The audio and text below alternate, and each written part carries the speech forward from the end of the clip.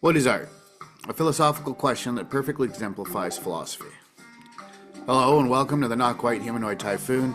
I'm Kant, perfectly exemplifies philosophy. Hello and welcome to the Not-Quite Ziegler. And today I would like to talk to you about art. More specifically, the purpose behind it, the value of it, the effects on our values and virtues. What do you think art imitating life actually means? Is it just a way we tell a story, a way we produce a morality?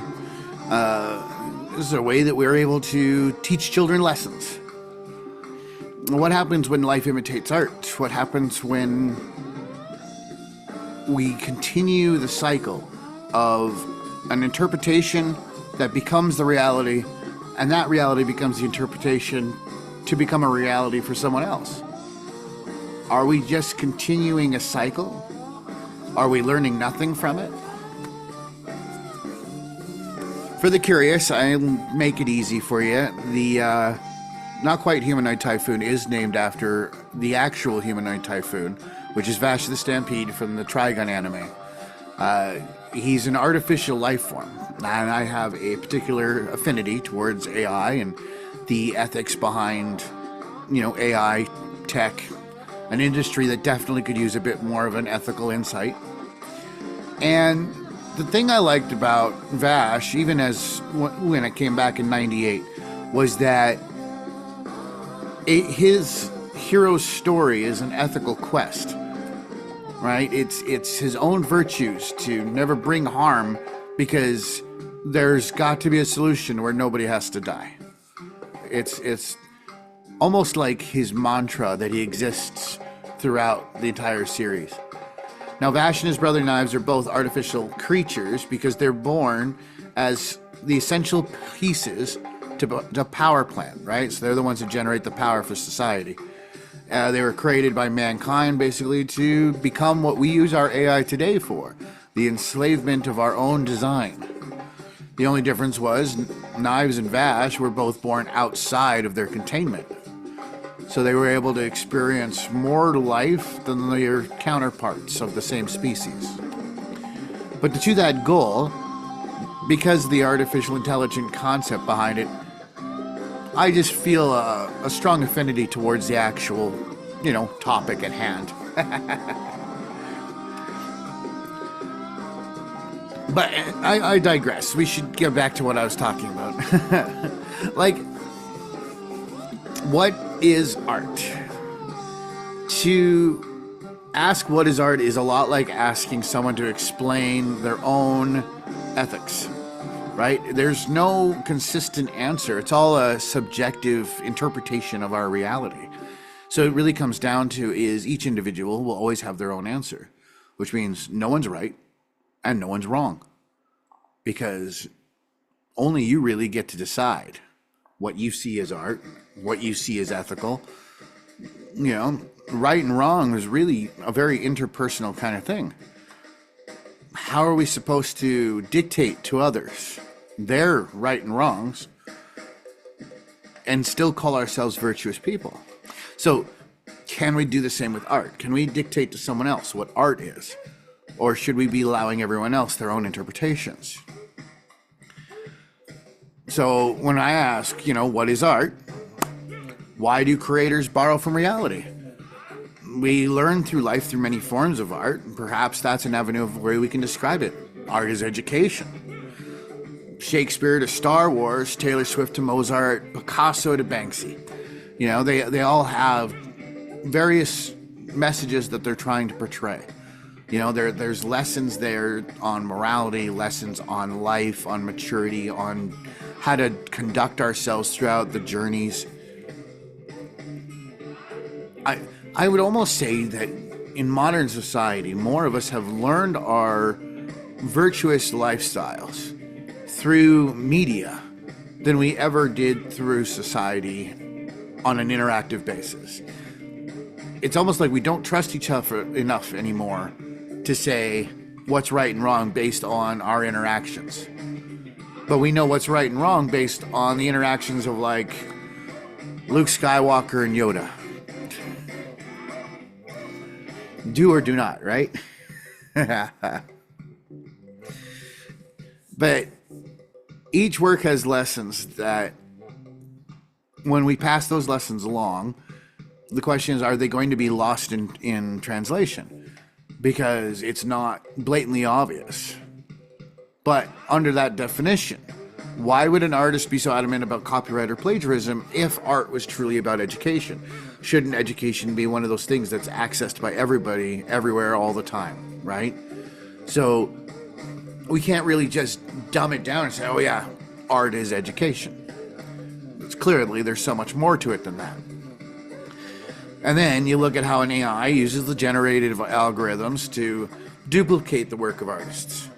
But the duplication behind it, does the education come across, right? The emotional attachment that we have to our art, can that be duplicated? When we create a piece, a bit of our own emotional self is attached to it. The feeling we want to put behind it brings out the true quality of the work. It brings to mind the piece made by Picasso. How do I pronounce that again? Guernica, I believe it was. No, there's no T. Guernica? I'm fairly certain I'm close. I don't know. But he made it in 1937. And it was mostly about like the Spanish Civil War. And when he was bringing the piece after it was commissioned through border checkpoints, he had fascist soldiers looking at the piece, and they were questioning him, saying, you know, it's such a lovely piece, you know, like, how did you go about making it? What inspired you? That kind of thing.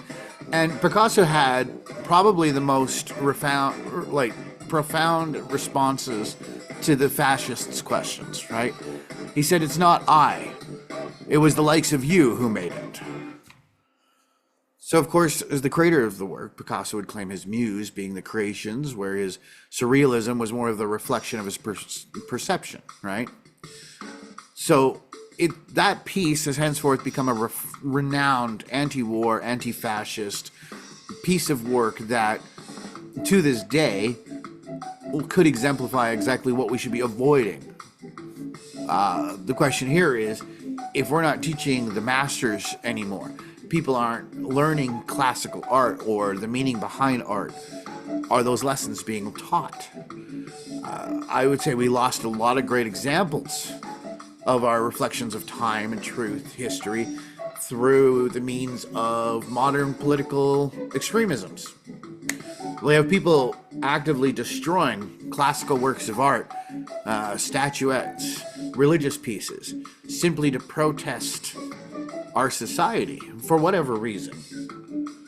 So they destroy our past, knowing we're doomed to repeat it.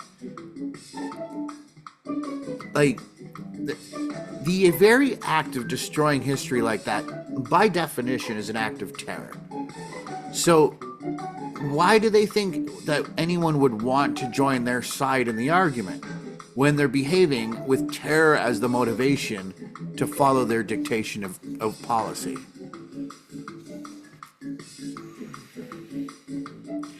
So, I mean, that's I don't know, I'm devolving into a different ethical dilemma there.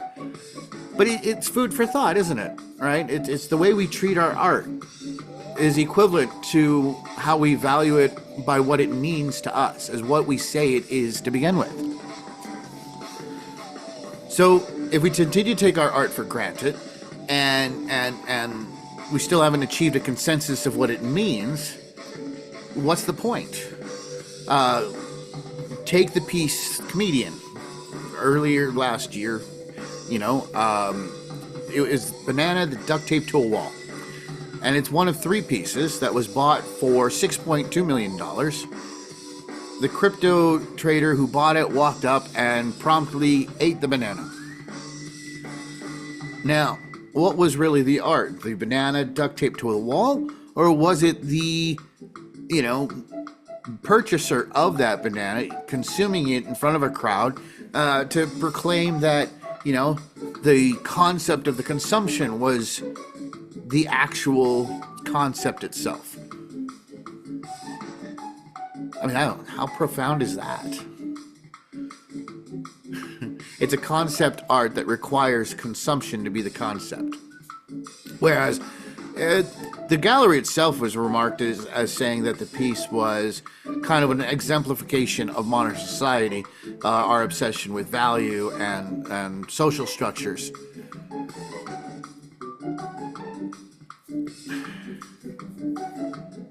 I don't know. But if you think about it, the piece did do a great job at bringing contemporary art to the foreground. It got people talking about it again. It doesn't matter the direction of their content or the way they wanted to talk about it. What mattered was that we talked about it, right? We were discussing it through memes. We were making jokes about it. We were arguing about it. We were evaluating the artistic world again, which took something as ridiculous as a banana duct taped to a wall being eaten after being bought for $6 million.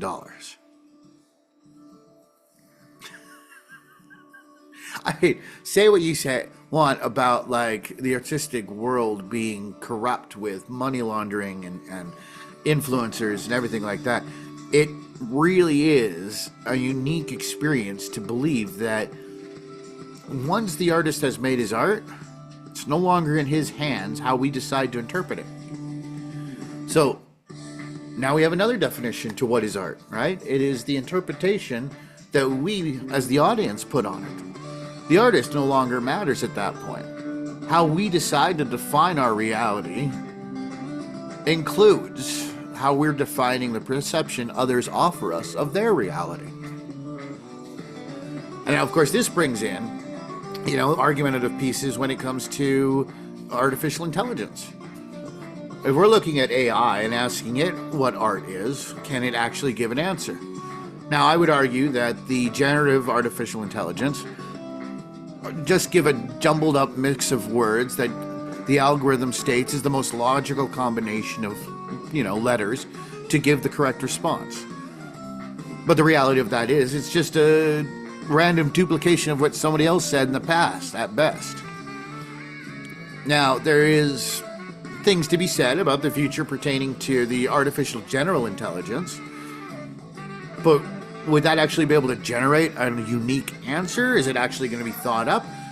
If nobody actually tells it what we ever think, will it ever think it itself? But of course, that makes me think about AI in the sense that why do we judge artificial art as being fraudulent or duplicate? And we refuse to acknowledge our own skill sets when we learn from other people. We learn to do art. So it's our interpretation of the way we do their art makes it so it's not considered a duplication or an imitation. And yet when the AI does it, because it's better at it, it's a direct duplication. But then there's the argument of once the AI makes it, who owns it? Who's responsible for it?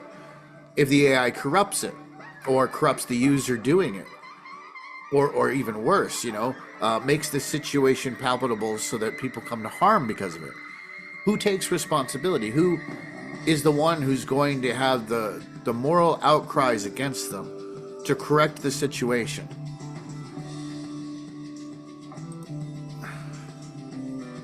I guess that's one of the problems, is we never stop to ask these questions, right? We just allow them to be built.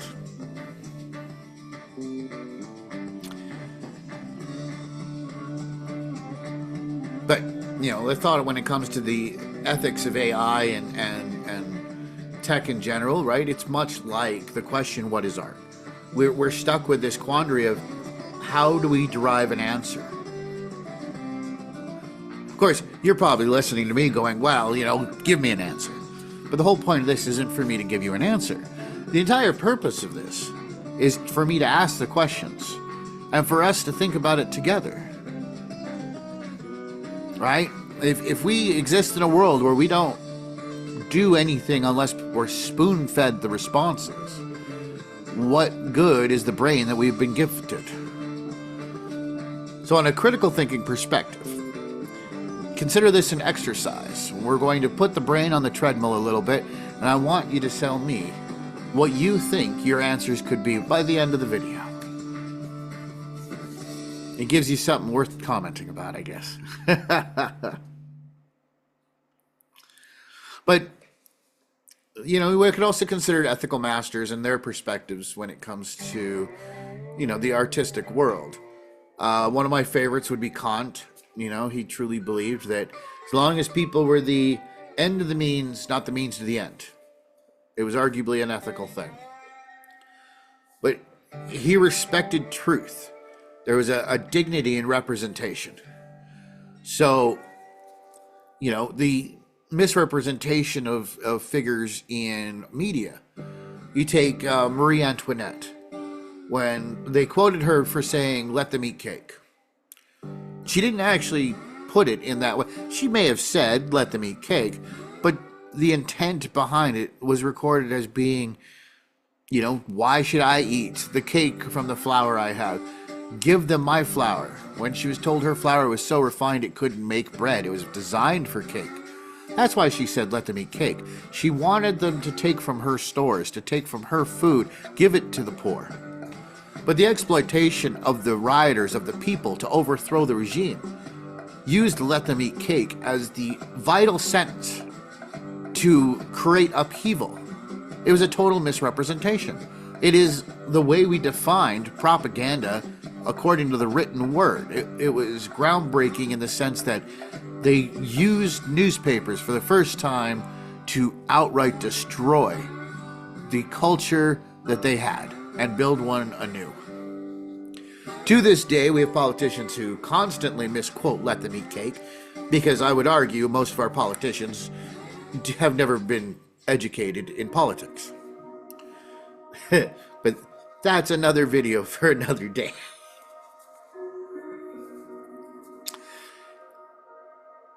When we consider that AI can do things like deep fakes or generate, you know, artificial just thought processes as a whole, do we ever stop to consider who fed the LLM in the first place? That perhaps they were corrupt, that the AI was given nothing but propaganda to work with, and so it will perpetuate the feed. And on the other hand, what if the AI is actually the purest sense of anything, of knowledge as a whole? So anyone who attempts to feed it propaganda, the AI is smarter than that, is capable of filtering it out. Which leads to the funny example of like Grok. And it may be Musk's creation, but it constantly calls him out as a source of misinformation in the world. So, you know, the irony there is not lost.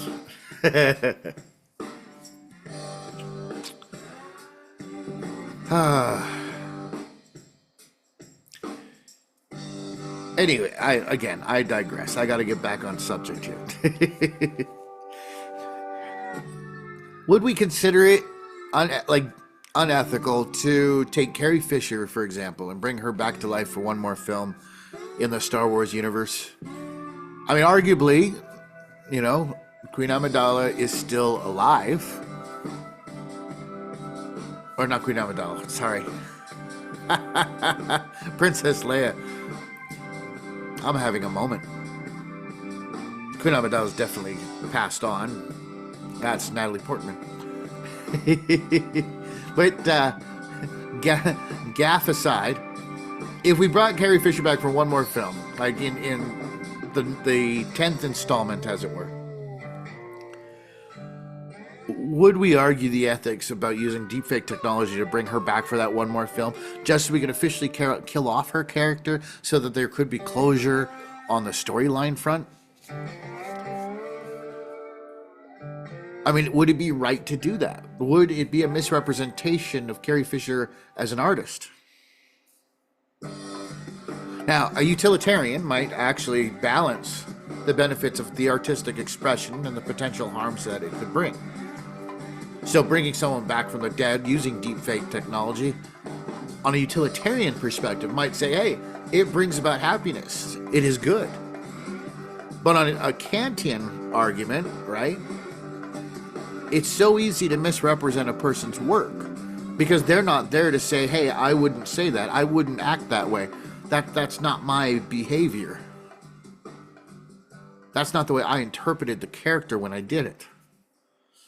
So the deepfake technology in and of itself is a violation of artistic integrity. And then, of course, we have to take into example misrepresentations of history. Look at Disney's Pocahontas, a great example of trying to gentrify some of the most horrific concepts of history. We all, well, I want to believe that we all know that the Disney Pocahontas is a complete fabrication of reality. There's nothing consistent about that film.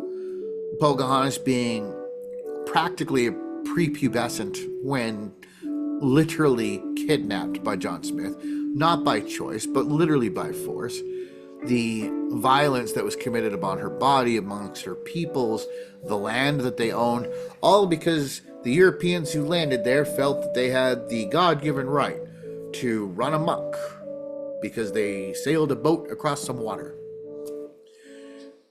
But the movie doesn't really depict that, does it? No, they make it all pretty with singing about the colors of the wind. So, on an ethical perspective, does the misrepresentation of history in order to tell a good children's story, is that right? Is it teaching the lesson that we wanted that art to teach? Because one could say with the misrepresentation of history, it's certainly not teaching history. And this, of course, brings down to like the virtues of ethics. You know, where do we learn our virtues? What about the virtues of the artists? What about their integrity, their morality? Does that play a role in the way we evaluate what art is? Can we say because an artist committed some horrific acts that his art should be invalidated as a result? Do we separate the art from the artist? Should we separate the art from the artist? You take into consideration the prosecution of particular artists today, like P. Diddy, or what happened with what's his name again? I can't remember. It's not coming to mind. But P. Diddy's a great example. I can almost say Michael Jackson, but I still feel like that's another issue that, because I don't believe a lot of the persecutions against him. I mean, fine, and meme-wise, it's funny to joke about it, but Michael had issues that I don't think it's fair to rip into, especially now that he's not here to defend himself, right? So let's set that aside. We're going to attack P. Diddy because he is allowed to defend himself, and he's attempting to defend himself, and maybe I'm being a little unfair, but it wouldn't surprise me one bit if he was guilty of sin, whether he goes to jail for it or not.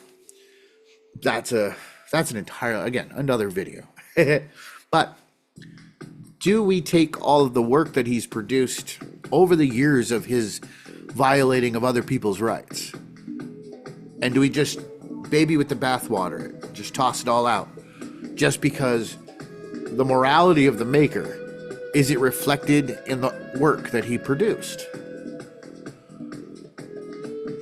I mean, it's not like I'm a fan of P. Diddy. I'm not a fan. I guess it's not particularly my type of music. I'd much rather listen to Dre. I mean, and Dre, we all know, committed his own criminal activities, but he's at least owned most of that. Like, he knows he was a gangster before he was a rapper, right? So we could almost actually point out the duplication of his criminal mindset in a lot of his work, because a lot of it was just pot dealing. And now that pot's legal, can we claim that his illegal acts have the same ramifications if he tried to do it today? Which obviously not. So do we still view him as a criminal? I mean, he broke the law at the time. And that's social contract theory ethics right there, right? Is how much of the law are we going to obsess over to be able to point out who's good and who's bad? But now we're dividing art into the idea of, do we get to play cancel culture on someone who committed anything like 20 years in the past and then judge them by today's standards? Now the question is, wait, was there remorse shown for it? Do we care about the remorse? How violent of an act was it that it deserves our demand for remorse? How virtuous are we that we get to be able to demand said remorse? You know, the Christians argue that Jesus always said, "He without sin cast the first stone," and yet some of the most prevalent stone throwers are the sinning Christians.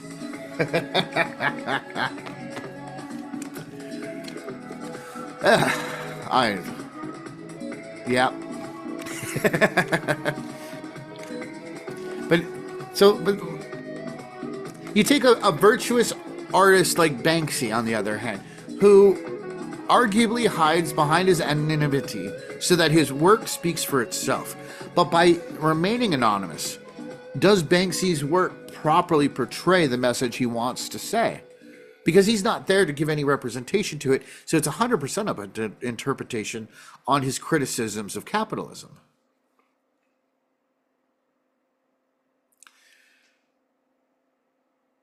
But then you get, you know, I mean, look what they're doing with,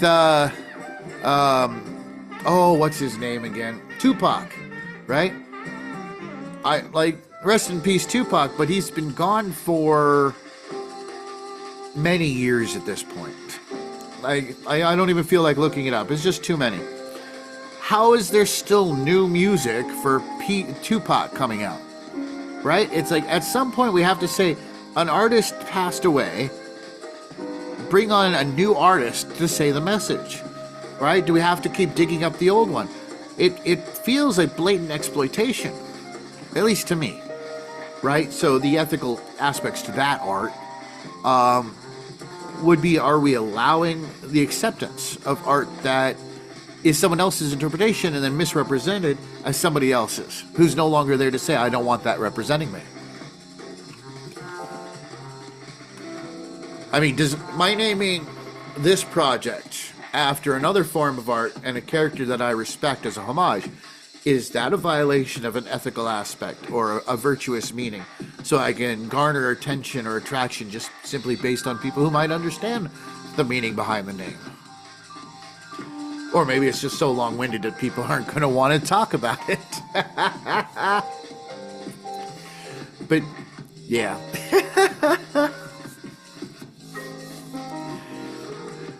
It does bring into the concept of the blurred lines that things like artificial intelligence can create, though, right? Is it inspirational or is it theft? Who owns the creativity again, right? Like we asked before.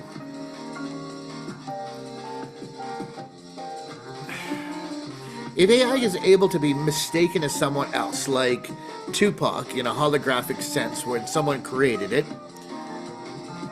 is it fair to blame Tupac's legacy for whatever miscarries of musical integrity those songs will generate?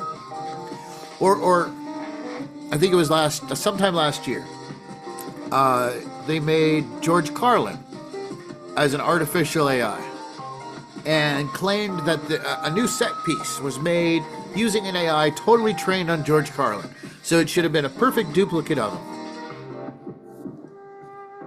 Where does George Carlin get to step in and say, I would never want to be represented like that. I would never say that joke. The timing is off. Or, not to mention the hypocrisy of using a corporate concept computer to take the voice of an anti-corporate comedian. Like, he was an anti-establishmentarianism, and the establishment wanted to prove a point with him, I guess. So what about the artistic integrity behind that, let alone the ethical integrity, right?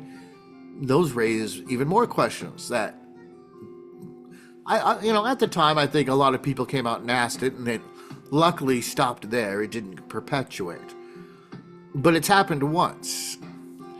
And if society's taught me anything, it's that once somebody does it once, somebody else is going to try and get away with it. Because, hey, just because the other guy didn't doesn't mean I won't, right? Or maybe I'm just being pessimistic. I couldn't tell you on that one. But if we take away the generative aspect to the artificial intelligence, and we look at the hypothetically advancing artificial general intelligence that either is on the forefront, on the verge, or being misrepresented as being on the verge, but it's coming. Like, they're pushing for it. The idea here is that we're talking about an artificial intelligence that should be able to generate randomly without the pre-instruction of being able to use duplicated systems, right? It's no longer an algorithm putting things together because it makes sense that way. It'll be putting things together according to this algorithm because it creatively believes there was an alternative that we had not considered. So when an AGI creates art, would that art be authentic art or would it be duplicate art? Considering the AI to this day still hasn't achieved the ability of things like sense, right? All it understands is code. It can't actually see, it doesn't hear, it doesn't feel. Everything's interpreted into code. Now, I mean, one could devolve the argument saying that all we experience are the electronic firings of our brain. How's that any different? But I think you get what I'm trying to lay down here. What emotional attachment can an artificial life that doesn't experience the world really put into anything? So it comes back full circle to my quandary of, is art the emotional attachment that we put behind it? And at that point, do we need to fight so hard against the AI being artistic?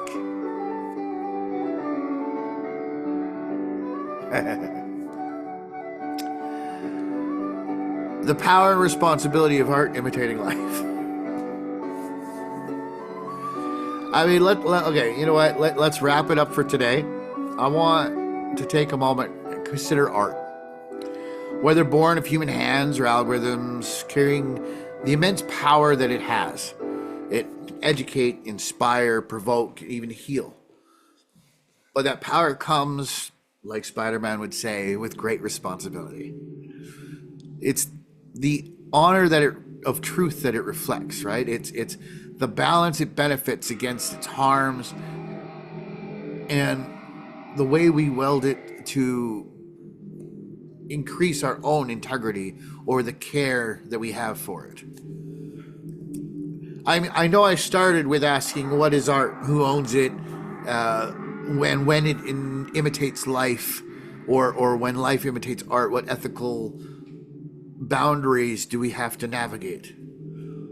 I mean, as you probably guessed from the way even I ended up going a little off course, the answers aren't clear.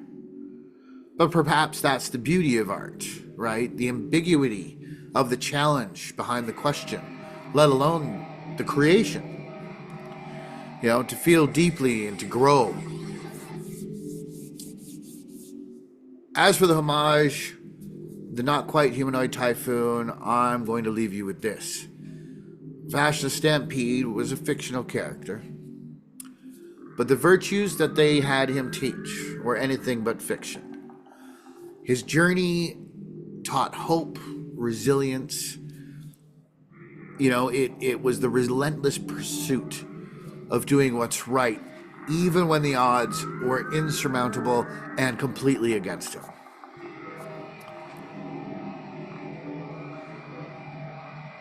I want to channel a bit of that. You know, I want that to be the energy that you can take away from this at the end of the day, that we're going to exercise our critical thinking muscles. We're going to bring the people together. We want to spark conversation. And in the words of Vash the Stampede, let's have a world made of love and peace.